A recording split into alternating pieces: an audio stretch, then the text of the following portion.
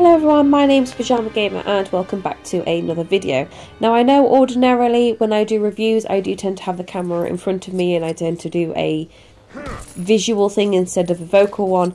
However, today I'm just not feeling great at all and I wanted to get it done and out of the way before I start anything else, and I know full well that I will just kind of drag it out otherwise.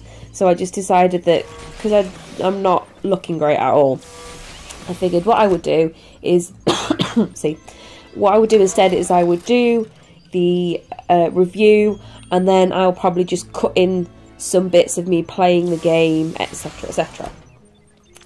Now I know as well that I normally do this very differently, where I talk about the game and then I go on to features and stuff like that, but I decided to do it differently this time. I decided that what I would do is I would just look into the plot of the game.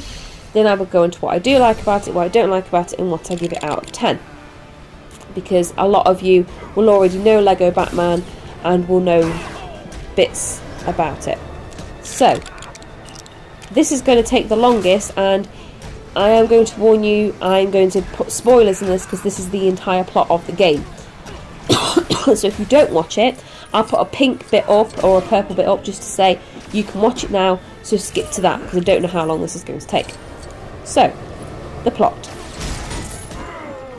Brainiac, who is kind of our overarching baddie, has decided to completely overthrow the people on his planet and wants to collect cities. He's gone from planet to planet doing just that, and now he wants more. He wants to shrink the Earth. So, he draws in all of the lanterns, such as Star Sapphire, Indigo One, and the rest, because I don't really know their name. He fights them, brainwashes them, and captures them. Except for Hal, because Hal is on Earth at the time, and he, for some reason, doesn't get the message. I don't really know why. But that's the first thing. If you had the power to brainwash them, I don't know why he didn't just appear and brainwash them. I don't know why he needed to fight first. I imagine it's just so some exposition can come out so you know why he wants them. Meanwhile, back on the Earth, this is where the plot gets a little bit ugh. Joker has broken out Lex, Firefly, Cheetah, Grundy and Killer Croc because they also want to take over the Earth. They do this by the Justice League have created what is a slideways teleporter, which is basically like a Stargate wormhole thing which can teleport them from the halls of justice to the Watchtower. They decided they're going to hijack that, which they managed to do, and they go and take over the Watchtower. Martian Manhunter, before this happens there, Martian Manhunter sees them, sends out a distress signal, so all of the main Justice League goodies are on their way over. And they manage to retake the ship back from the baddies. However, just as they do that, Brainiac appears, and he starts shrinking the Earth, tells them all what he wants, and then starts shrinking the Earth. So Superman has to hold back the shrinking beam, and the bad guys decide that they're going to chip in and help because Lex Luthor says, I don't want to be president of a marble, and they decide to help them out. They go onto Brainiac's ship and start hijacking stuff and manage to stop him. Brainiac, however, has a smaller ship inside of his bigger ship that he uses to shrink the cities. He manages to escape onto that and escape the big ship in order to go to Earth and shrink the cities instead. You still with me? Good. There's an explosion on the ship because when they stop him, for some reason causes an explosion. This explosion sends the lanterns back to their home planet, but before it does that, for another strange reason, it decides to fire out a beam with their lantern's primary emotion, and it hits some of the group that you are with. So it hits Joker, Lex, Grundy, Wonder Woman, Cyborg and Flash. Joker then amplifies their primary emotion, I think Batman, as Batman phrases it. So Joker then becomes the love emotion, Grundy then becomes the hope emotion, Cyborg becomes the fear, Lex becomes compassion, Wonder Woman becomes anger, and Flash becomes greed. So they all then become that emotion, essentially. So the explosion then knocks back outside, the explosion then knocks Superman out, who falls unconscious and plummets towards the earth, and is caught by Wonder Woman and Batman, who, after they've rescued him, thwart Brainiac's plot to take over 3 cities, and the cities that he tries to take over is Paris, London and Pisa. Really random Pisa, but there we go. After they stop him, he decides then he's going to go to Gotham, because it's Batman's main city. Robin, back on the Brainiac ship, is been put in charge of Brainiac's ship because it's now plummeting towards the Earth. So, through one form or another, they manage to get control of the ship and land it in Gotham in time to meet up with the others. They then stop Brainiac and cage him up inside of his bigger ship, because they destroy the smaller ship, he goes into the bigger ship, you stop the bigger ship, and then Flash builds a cage around him. Okay. Do you think that's the end? Oh, no, no, no. That is half of the plot. And if you've managed to keep up with me, great job, because I had to play this game twice and write everything down, and I still can't get the hang of it. But, hang on. Okay. So, sorry. Deep breath, ready for the other half. Okay, off we go. So, they then come up with a plan to get the power batteries or the actual person's help, depending on whether they're good lanterns or bad lanterns, and they're going to use the crystals from Superman's Fortress of Solitude, combine them all together, because they realise that if that's what caused the city to shrink and the planet to shrink, then it can be used the opposite way and make everything go back to normal. And the crystals are in Superman's Fortress of Solitude. Don't remember whether I've just said that. So they split up and they go to every one of the Lantern's planets, bar the Green Lantern, because he's already with them. And then on every planet, they all have their own little area. So all of the good lanterns have something wrong that you have to fix before you then get their help. And then all of the bad guys, you've just got to basically find them and trick them into getting their power batteries. After you've done all of that, they all go to the Fortress of Solitude, and through one way or another, through trickery and then others they just genuinely help them, they get all of the lanterns' power together and reverse the effect of the shrink ray. So the bad guys have now returned to normal, so all of the ones that did have something wrong with them are now fine, and they decide that they're going to go back and try and take over the world again. Do we stop them? No! Why would we do that? We let them go. We just go, yeah, whatever. We'll leave them to it. Because after all, you know, they did help us to... You know, they chipped in to go, we'll help you stop Brainiac. And then they've completely forgotten about the fact that they haven't actually stopped him. They've just caged him. So speaking of being caged, Flash then decides he's going to go check on after Superman saying, will you go and check on him? Finds out he's gone, because he's somehow managed to escape his cage, which he didn't manage to do before all of this. So he reports back that he's gone, just as Brainiac appears. He then brainwashes Superman, then we have to fight him and stop his mind control, and then eventually we stop Brainiac. And then at a cutscene at the end, we see them returning all of the shrunken cities to their actual places that they should be. And everything's fine. Brainiac's locked up. And we stop all the bad guys. Because for a split second, they managed to take over the United States. And then we arrest them. Whew. Okay, so I decided, because I was trying to sort my thoughts out. And I was talking through the plot, and I just kept getting lost, and I kept forgetting bits and then whatever, so I decided, you know what, I'm going to write it down, I'm going to type it up on my computer, and then I can go through it while I'm talking to you guys. It's taken me nearly 10 minutes to explain this plot, not including the little bit at the beginning. So I'm just like, what the... It took me a whole page of typing with quite small writing. But there we go. I'm going to move on now to what I do like about it and what I don't like about it. Okay, so what I do like about the game. I get to play as bad guys! You know? I'm not a bad person. That kind of depends on who you ask. But majoritively, I'm not a bad person. I don't hurt people. I don't kick people. I don't kick puppies because I love puppies. So it's not very often I get to play as a bad guy and thoroughly enjoy it. I loved playing as the bad guys. Even the ones that weren't actually affected by whatever, so they were just there for the hell of it.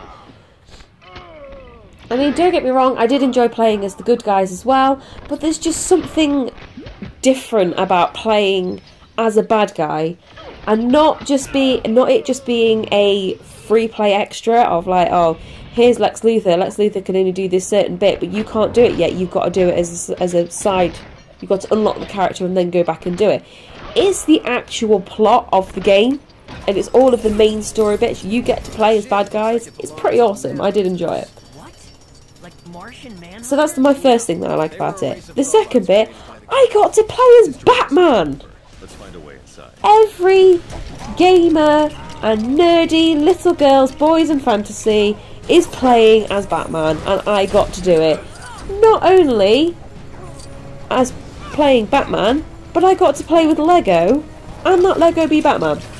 I loved it. It was beautiful. 10 out of 10. I loved it. So that's the second thing.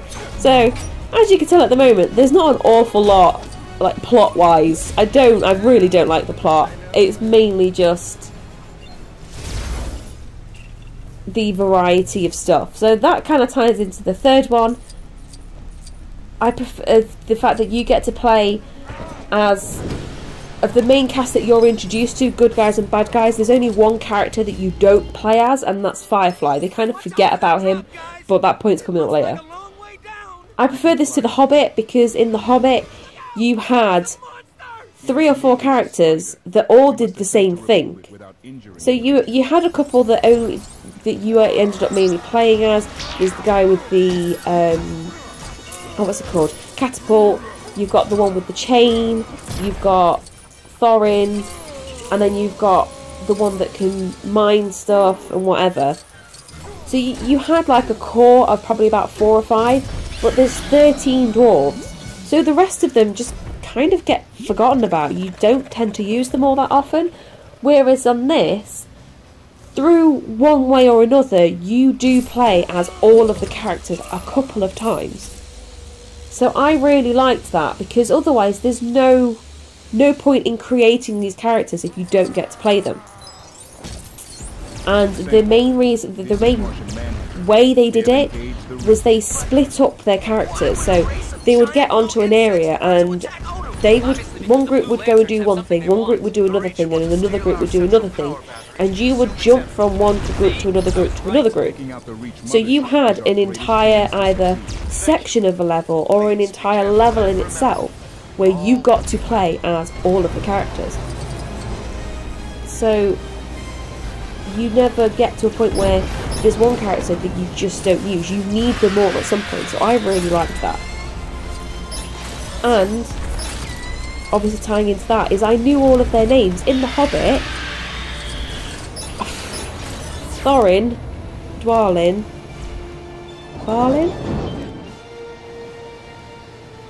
that's it. That's all I know. Bilbo and Gandalf, because obviously. But there was a lot of these characters that I just don't know the name of. Oh, is it Biff Boffer? The one that you never understand with the axe coming out of his face. There's him as well.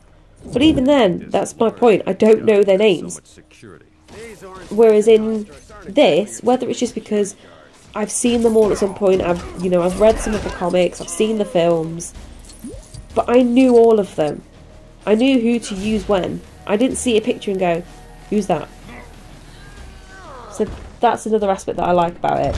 And then the final bit was going to the different planets. As I mentioned earlier in the plot, you have to go to all of the different Lantern planets and through one way or another get their help. Now, I really liked the time and effort they put into making these planets.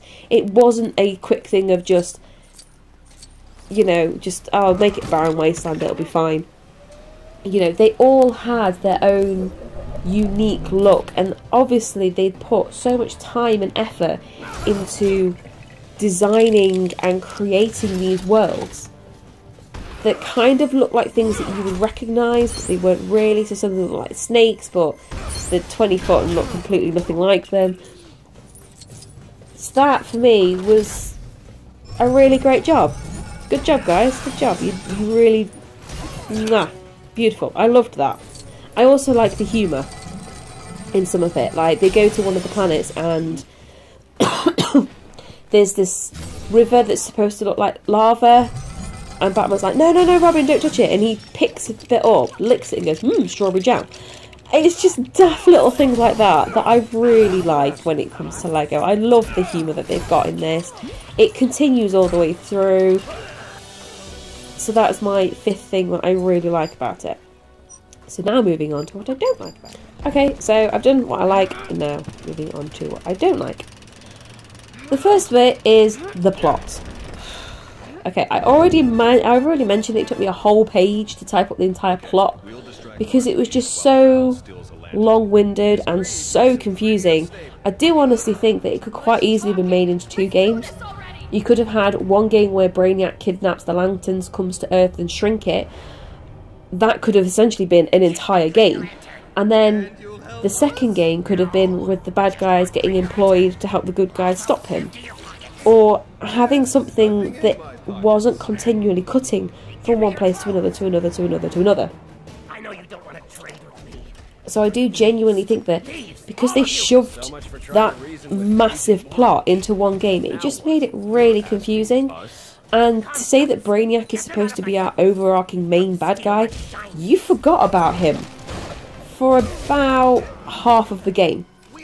So it was kind of like, I'm Brainiac, I'm here to take your world, and I've just brainwashed Batman and Green Lantern. Wait, forget about him, baddies are coming to take over the Watchtower. Okay, you're done? Okay, I'm Brainiac, I'm here to... Wait, we need to go back to the Lantern planets to undo what you've done. Okay, done. Right, I'm Brett. Wait, Superman's gone evil and we captured you and locked you up in a prison. Oh. Okay then. So, even though he's the main baddie, you don't end up fighting him really all that much. You end up fighting things that he's done. I think the main time, 4? Yeah, there's 4 times that you end up actually fighting Brainiac. And that's the 3 areas where he tries to take the cities, so London, Paris and Pisa, and then when you fight him when he crashes in Gotham. That's it. You fight Green Lantern and Superman and Batman, so you end up fighting the people he's possessed almost as much as you spend fighting him. And then you go to all of the 5 Lantern planets, you take over your ship, you take over his ship. So you see what I mean? To say he's the main baddie, you really don't spend all that much time fighting him and having him escape and go somewhere else. You just forget about him. Okay, the second bit, which kind of does... I mean, I know I have just done a bit on the plot and how I didn't like it, but the plot holes on it just wound me up. For instance, this is the main bit that annoys me. It took round about 2 hours because each of the sub-levels where you go to the Lantern planets take about 15 to 20 minutes to complete. There's 5 of them, so it's round about 15, 30... Well, say anywhere from 1 to 2 hours of my time, sending me to all these different planets. Like I said earlier, the planets were awesome, don't get me wrong. But you acquire the bad guys' power batteries, so you don't have to bring them there. And then they turn up anyway. And then it turns out that's why you did it. That's why you took their power batteries, because you knew they'd come and get them back. And then it's kind of like, what?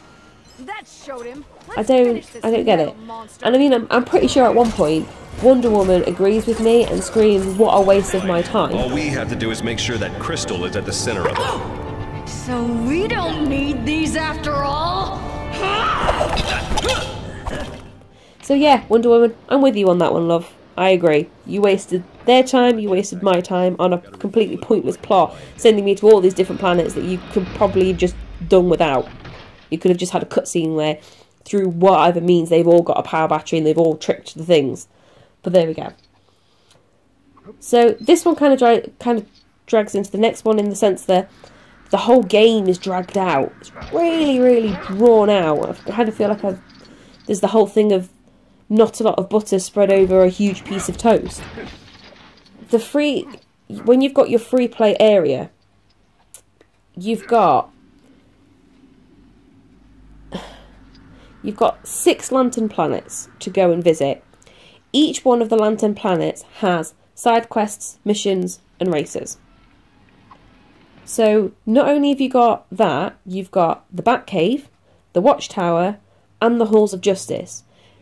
Now, you never play in the Halls of Justice, at least in the others you are in there at some point playing in there. But you never do. You never play in the Halls of Justice. They just whap it in. You see it in the cutscene, but you're never in it. But now you've got to do a whole side quest extra in there.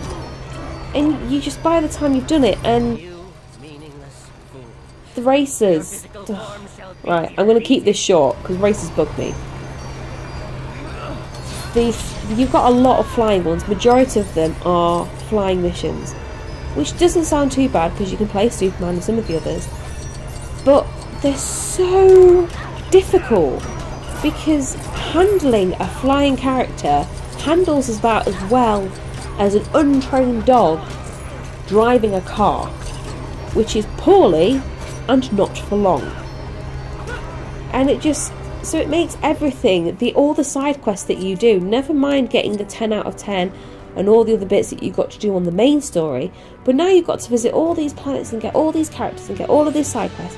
It makes the free play element of the game twice as long as the actual game itself. So that's what I mean by it being completely drawn out. So the next couple of points all kind of tying together. So the first one is character play. Now I know I said that in the main story you do end up using all of the characters, and that is brilliant. However, the characters... Right.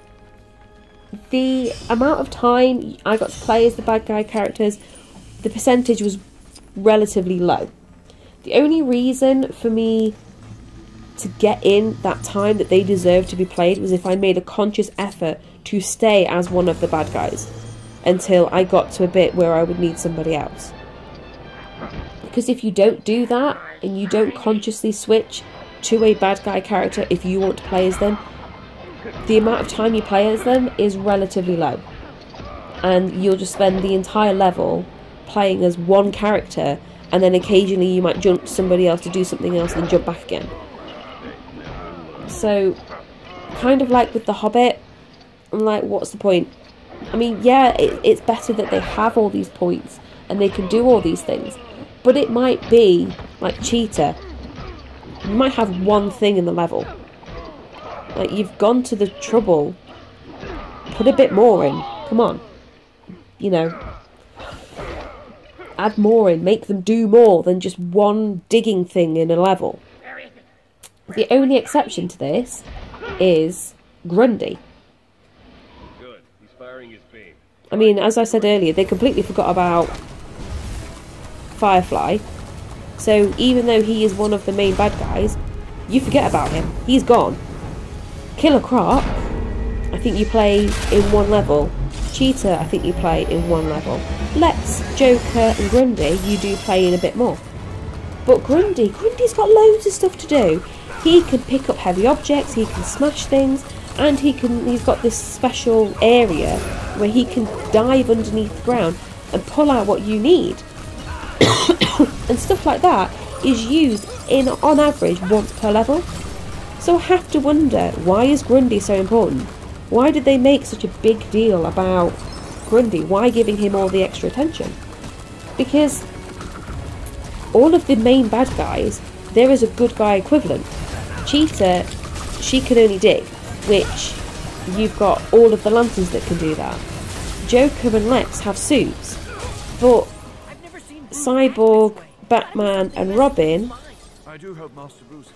all of this stuff in Lex's and Joker's suits are in the 3 of their suits. So that kind of makes them a bit pointless. But, you know, Firefly we've already said is completely gone.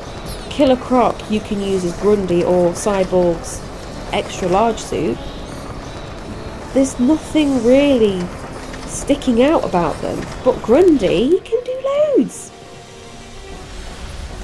So this ties into my last point, and this is my major bugbear, because you unlock 147 characters, something like that, and you've got a main group of about 6 goodies and about 6 baddies.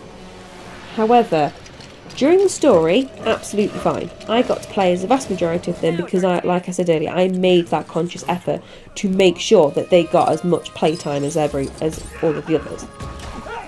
When it came to the free play though, you can quite easily play as one character throughout 80% of it and change characters maybe 5 times. And the character I'm speaking of is Superman. When I did all of the extras, which as I've said, all of the extras take up twice as long as the game, you play as Superman because he can do everything. There's only a couple of things that he can't do. One of them is Poison Ivy's plant thing, which you use once in one level, that is it. There's Plastic Man's shapeshifting. Now this is another bugbear. He's not even a main character, you unlock him, yet he's got more stuff that's needed than anyone else in the game bar Superman. The suits of Batman and Robin, and Grundy's going below the ground thing. So that's 4 things that Superman can't do. Everything else he can do. And also as well, he's the only character that has the immortal heart, which means not only is it very difficult to destroy Batman, not only is it very difficult to destroy Superman, so you can get out all your other bits and bobs done, but if you do somehow manage to destroy him, he doesn't lose any points. So you just spend a vast majority of your time playing as Superman because he's the only one you need. So this ties into my earlier point, which is, what is the point in having all of these characters if you never use them? So it just got really boring and repetitive. And like I said earlier, I never used any of the unlockable characters except Poison Ivy, and I needed her for a 30-second, 1-minute section in one level. So what was the point in doing all of that, making all of that code, just basically to throw it away? Wait, actually, my previous point was a lie. I used probably about 10 other characters, and the only reason I used them was to unlock the trophies. I didn't use them in relation to the story, I used them in relation to unlocking trophies. So I was then for a grand total of about 10 seconds, and as soon as my "you've unlocked this trophy" thing came up, I went straight back to Superman.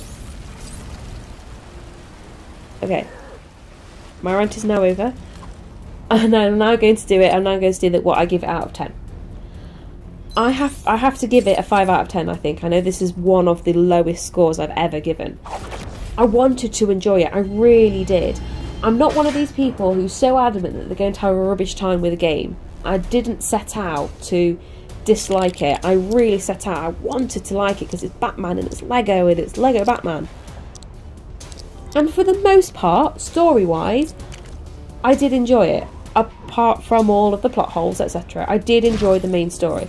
I got to play as all of the well-known goodies and baddies, which was absolutely brilliant. I got to stop bad guys using other bad guys. And a part of me can't help but feel that this is what inspired Suicide Squad. And it did. And this kind of factor allowed me to play the entire game twice. Once with Dan and once on my own when I was doing the videos. Before I just sort of went, that's it now, I'm done. And this is kind of where it gets dragged down. I got bored half of the time, and it got to the point where only my love of nostalgia, because this is one of the first games I ever played on my PS4, and the fact that I love Lego Batman so much, and the first Lego Batman on my PlayStation Portable, and my desire to get all the trophies and all 100% on the game got me through it. Dan didn't fully play it either and hasn't even wanted to go back to playing it, which shows me how boring he found it. And the chances are, now that I have all of my trophies and my 100%, I'll probably never play it again.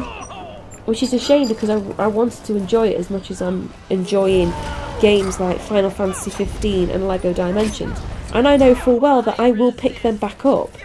Like when friends come over, when my sister moves back to where we live, and she comes round for a game night, we started redoing The Hobbit. I'd love to be able to pick up Lego Batman 3 and go, let's replay this, but I know full well I'm not going to. It's just too drawn out. Ship scenes where you go through every single teams at different parts of the ship, where you don't really do anything. And that level taking 30 minutes, or up to 30 minutes depending on how you play it, before you move on to the next level and you do exactly the same thing with pretty much the same teams, just on a different ship. Free play areas which are difficult to achieve and are just chock-a-block, praying that you'll have the patience to keep on. This is what drags it down for me. I won't deny that there were some things I truly loved and enjoyed in this game, but the negative side of it just surrounds it too much until it's just a tiny slither of light in an otherwise very dark glass ball. Okay, that was really nerdy of me. Yes, that was an Inuyasha reference. Oh dear, okay. So on that bombshell, overall, 5 out of 10. Wanted to enjoy it a lot more than I did. Played it through twice. Will never play it again. So I hope that my walkthrough and my review has been of some help to some people out there.